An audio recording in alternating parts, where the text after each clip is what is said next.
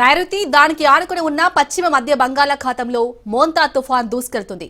గడిచిన 6 గంటల్లో గంటకు 17 కిలోమీటర్ల వేగంతో కదిలిందని ఏపీ రాష్ట్ర విపత్తుల నిర్వహణ సంస్థ మేనేజింగ్ డైరెక్టర్ ప్రఖర్ జైన్ తెలిపారు. ఇది ప్రస్తుతానికి మచిలీపట్నంకి 230 కిలోమీటర్లు, కాకినాడకి 310 కిలోమీటర్లు, విశాఖపట్నానికి 370 కిలోమీటర్ల దూరంలో కేంద్రీకృతం అయిందని చెప్పారు.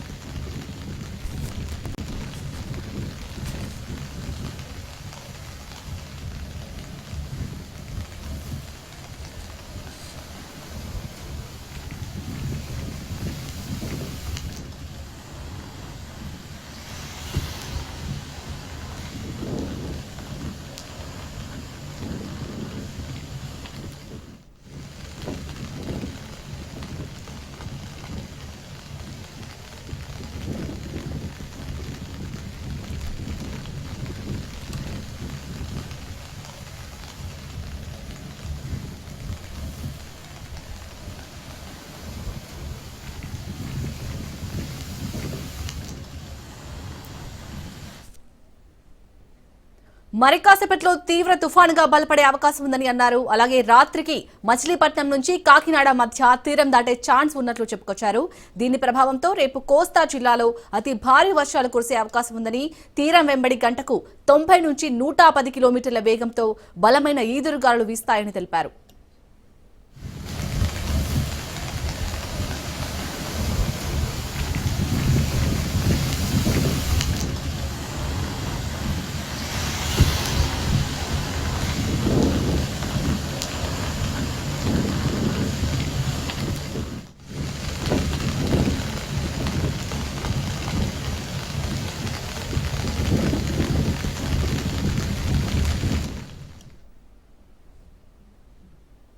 శ్రీకాకుళం, విజయనగరం, విశాఖ, అనకాపల్లి, నెల్లూరు, కోనసీమ, కాకినాడ జిల్లాలో ఇప్పటికే భారీ వర్షాలు కురుస్తున్నాయని తెలిపారు.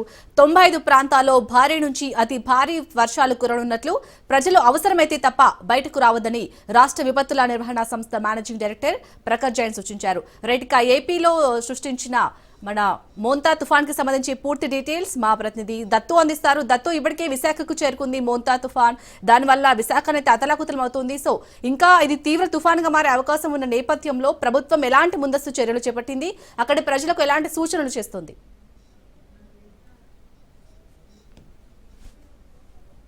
ఆంధ్రప్రదేశ్ లో ఉన్నటువంటి కోస్తా తీరంపై ఖచ్చితంగా కనబడుతోంది అని చెప్పొచ్చు. ప్రస్తుతం అయితే కనుక నిన్నటి వరకు ప్రశాంతంగా ఉన్న వాతావరణం ఒక్కసారిగా మారింది. చిరుజల్లులతో కూడా కూడిన వర్షం మొదలైంది. ప్రస్తుతం అయితే కనుక వర్షం తీవ్రత కూడా అడిగింది. ఈ విధంగా 3 మిక్స్ చేస్తూ వాతావరణం ఉంది. గాలి విపరీతంగా వీస్తున్నాయి, మనం చూడొచ్చు. చెట్లు కూడా ఊగిపోవడం, గాలి విపరీతంగా. ఇంకా విండ్ పవర్ చూసుకుంటే ఐఎండీ చెప్తున్న అంచనాల లెక్కల ప్రకారం చూసుకుంటే కనుక 60 కిలోమీటర్ల వేగంతో గాలి వీస్తున్నాయి. తుఫాను రాత్రి 8 నుంచి 10 గంటల సమయంలో తుఫాను తీరం దాటే అవకాశం ఉంది. అప్పుడు గాలుల తీవ్రత అయితే కనుక 90 కిలోమీటర్ల నుండి 180 కిలోమీటర్ల వరకు ఉందని చెప్తోంది.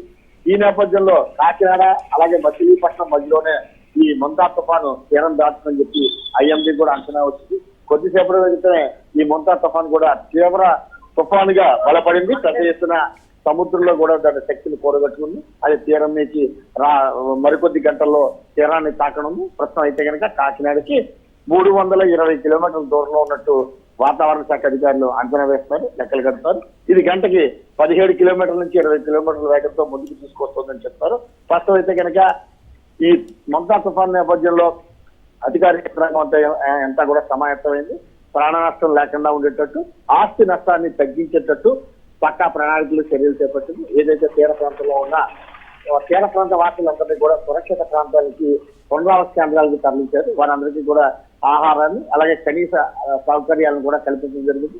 వారందరికీ ఒకటే చెప్తున్నారు, మోంతా తుఫాన్ తీవ్రత చాలా అధికంగా ఉంటుంది, మీరందరూ ప్రభుత్వానికి సహకరించాలి, ప్రభుత్వం చెప్పినట్టు వినాలి, మీరు సురక్షిత ప్రాంతానికి తరలి వస్తే మిమ్మల్ని మా కంటి బిడ్డల్లా చూసుకుంటూ ఉంటూ వారందరికీ నచ్చ చెప్పి తీసుకొచ్చే ప్రయత్నం చేస్తారు. కాకినాడకి సమీపంలో పోప్ ఐలాండ్ అనే ఒక ప్రాంతం ఉంది. అక్కడ దగ్గర 175 నుంచి 200 మంది వరకు మత్స్యకారుల జీవనం కొనసాగిస్తుంటారు. వారు నిన్నటి వరకు సత్యనారాయణ ఆ ప్రాంతాన్ని విడిచి రానన్నారు. వారందరికీ నచ్చ చెప్పడం, వారి సురక్షిత ప్రాంతాన్ని కూడా తరలించడం నిన్న సాయంకాలం జరిగింది. దీంతో కొంతవరకు ఊపిరి తీసుకున్నారని చెప్పొచ్చు. మరోవైపు ముఖ్యంగా కాకినాడ ప్రాంతంలో ఈ మొంతా తుఫాన్ తీరం దాడుతుందని వస్తున్న హెచ్చరికల నేపథ్యంలో గాలుల తీవ్రత అధికంగా ఉంటుంది. ఈ నేపథ్యంలో పెద్ద పెద్ద హోర్డింగ్స్ కావచ్చు, లేకపోతే 100 సంవత్సరాలు దాటినటువంటి శిథిలావస్థకు చేరుకున్న బిల్డింగ్ లో ఎవరైతే భవనాల్లో ఉన్నారో వారందరినీ కూడా సురక్షిత ప్రాంతాలకు తరలించేందుకు అధికార యంత్రాంగం సమాయత్తమైంది. ఏదైతే పునరావాస కేంద్రాలు తరలించారో వారు తరలించిన వారికి ఆహారం, మంచినీరు, అలాగే కనీస సౌకర్యాలు కల్పించడానికి ప్రభుత్వం ముందుకొచ్చింది. గతంలో ఎన్నడూ లేని విధంగా పునరావాస కేంద్రాలకు ఎవరైతే వస్తారో ఆ కుటుంబాలకి 3,000 రూపాయల ఆ పునరావాస కేంద్రం నుంచి ఇంటికి వెళ్ళిపోయేటప్పుడు 3,000 రూపాయలు కూడా పై ఖర్చులు పొందేటట్టు ప్రభుత్వం ఇస్తున్నట్టు ప్రకటించింది. అలాగే 25 కేజీల బియ్యం కూడా ఇస్తామని ప్రకటించింది, నాణ్యమైన బియ్యాన్ని. దీంతో వారు కూడా పునరావాస కేంద్రాలకు రావడానికి కొంచెం సుముఖత వ్యక్తం చేస్తారు. మరోవైపు తీర ప్రాంతం ఉన్నటువంటి దాదాపు అంటే మన ఆంధ్రప్రదేశ్ మొత్తాన్ని చూస్తుంటే కనుక 975 కిలోమీటర్ల తీర ప్రాంతం ఉంది. ఈ తీర ప్రాంతం అంతా కూడా హై అలర్ట్ అయి ఉంది. ఎన్డీఆర్ఎఫ్, ఎస్డీఆర్ఎఫ్ దళాలు ఇప్పటికే తీర ప్రాంతాన్ని అంతా కూడా చేరుకున్నాయి. ముఖ్యంగా ఏదైతే తుఫాన్ తీరం తాగుతుంది, తీరాన్ని దాటుతుందని చెప్తున్నటువంటి అటు మచిలీపట్నం నుంచి కాకినాడ వరకు ఉన్న తీర ప్రాంతంలో ఎన్డీఆర్ఎఫ్ దళాలు పెద్ద ఎత్తున మోహరించాయని చెప్పొచ్చు. సో ఇక ఉమ్మడి తూర్పుగోదావరి జిల్లాలో చూసుకుంటే కనుక కాకినాడ దగ్గర ఉన్నటువంటి యానం, అలాగే పిఠాపురం ప్రాంతాల్లో ఎన్డీఆర్ఎఫ్, ఎస్డీఆర్ఎఫ్ దళాలు 180 మంది వరకు చేరుకున్నారు. 150 మంది ప్రత్యేక గది ఈతగాలను కూడా తీసుకొచ్చారు. ఎటువంటి విపత్కర పరిస్థితులు వచ్చినా సరే ప్రజలకి ప్రధాన నష్టం కలగకుండా చేయడానికి తగిన ఏర్పాట్లు చేయడానికి అన్ని సరళలు సిద్ధం చేశారు. మరోవైపు గాలుల తీవ్రత అధికంగా ఉండమనంటే ముఖ్యంగా కమ్యూనికేషన్ వ్యవస్థకి పెద్ద ఆటంకం ఏర్పడే అవకాశం ఉంది. ఆ నేపథ్యంలో టెలిఫోన్ స్తంభాలు కావచ్చు, లేకపోతే సెల్ ఫోన్ టవర్స్ కావచ్చు, లేకపోతే ఎలక్ట్రికల్ పోల్స్ కావచ్చు, ఇవన్నీ గాలులకు దిగి పడిపోయే ప్రమాదం ఉన్న నేపథ్యంలో జిల్లాకు సంబంధించి దగ్గర అధికార యంత్రాంగం 10,000కు పైగా ఎలక్ట్రికల్ పోల్ ఇప్పుడే రెడీ చేస్తుంది. విద్యుత్ అంతరాయం ఏర్పడితే కనుక వెంటనే ఆ అంతరాయాన్ని సరిదిద్దడానికి ఎలక్ట్రీషియన్స్, అలాగే ఎలక్ట్రికల్ ఇంజనీర్లు, అలాగే సాంకేతిక సిబ్బంది ఎవరైతే ఉన్నారో వారందరినీ కూడా ఆల్రెడీ ప్రభుత్వం సిద్ధం చేసుకుని ఉంది. మరోవైపు ముంపు ప్రాంతాల్లో అంటే కాకినాడ జిల్లా చూసుకుంటే కనుక ఏలేరు పరివాస ప్రాంతం ఉంది. అక్కడ 24 టీఎంసీల కెపాసిటీతో ఆ రిజర్వాయర్ ఉంటుంది. ఇప్పటికే 22 టీఎంసీల రిజర్వాయర్ ఉంది. అయితే ఉప ముఖ్యమంత్రి పవన్ కళ్యాణ్ ఆదేశాలతో ఆ రిజర్వాయర్ కెపాసిటీని 22 టీఎంసీల నుంచి 19 టీఎంసీలు తగ్గించడం జరిగింది.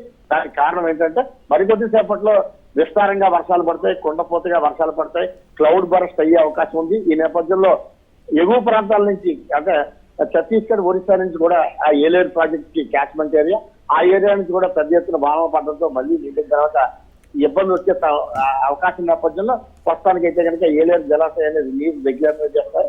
7,000 క్యూసెక్ల నీరు బయటకు వదలడం జరుగుతోంది. ప్రస్తుతం తీర ప్రాంతం అంతా కూడా హై అలర్ట్ గా ఉంది. అధికార యంత్రాంగం కాకినాడ నుంచి తుడివెల్ల బీచ్ రోడ్డు కూడా మూసివేసేసి చాలినాయి. Right, thank you Dattu.